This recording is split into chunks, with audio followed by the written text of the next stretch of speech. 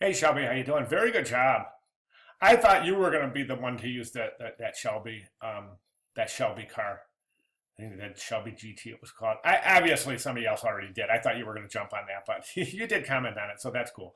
All right, so 1970 Chevelle SS4 54. So you've got pretty good hierarchy here. I mean, or their lack of, depending on how you want to look at the instructions for um, the first frame of your four, where you're going to arrange the information in a logical order based on sequence, and then any hierarchy you establish is based on accomplished by group.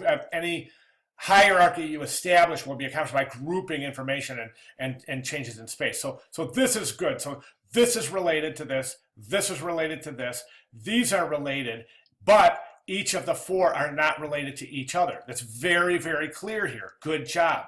Over here, you're pushing that a little bit. You're pushing that, saying, this is important. This is what I want you to look at first, but these are of equal importance. All right, good job there. Over here, I think this one is you're losing hierarchy here, because now you're saying 1970, now you're saying, this is what I want you to look at first.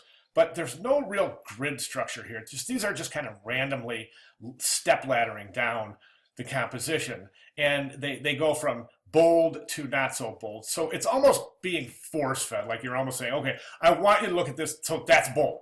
I want you to look at this next, so it's bold, but not quite as big.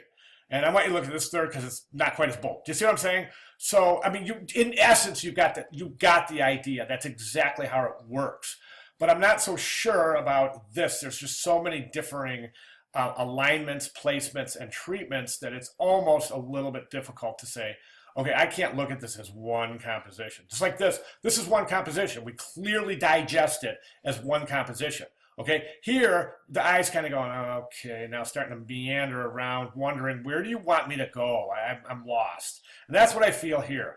This piece here, I don't think you're following a grid here. As a matter of fact, you're not, because one of the things that we talked about, and I was getting at in this week's discussion board, and I asked this question several times. I never quite gave the answer because I want you guys to come up with it on your own. But the question is, what kind of alignment would you not need a grid in? And the answer is center alignment.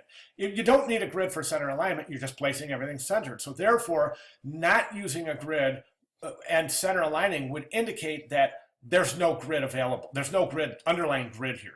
And one of the parameters for this number 4 is that you use a grid, an underlying grid. Matter of fact, you should use an underlying grid for all 4 of these. And that's why I want you to take a look at that designing with the grid video that I left up in that announcements there. So take a look at that, and maybe even on your final iteration, just overlay the grid over a couple of your examples so we can see how the grid fits into your compositions. Okay, other than that, I would say just keep working on, I just want to mention one more thing. There's no typographic hierarchy right here at all. None, zero. There's no difference between new sheet metal and or sedan options. It's just not, it just reads as one big, long, monotone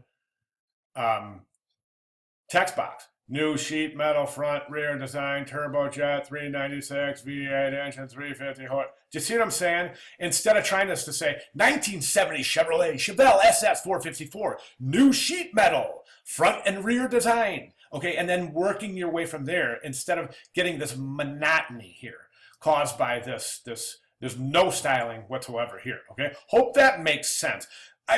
You're going to do much better on your second iteration, and that's why I found you guys' comment so interesting. That this is a fun assignment, and you learned so much. So just take what I've said, take a look at a few more videos, let it absorb, think about it, sit on it for a day, and I guarantee your second iterations for these will come out just much more naturally. All right, great job. Any questions? Give me a holler. Thank you very much.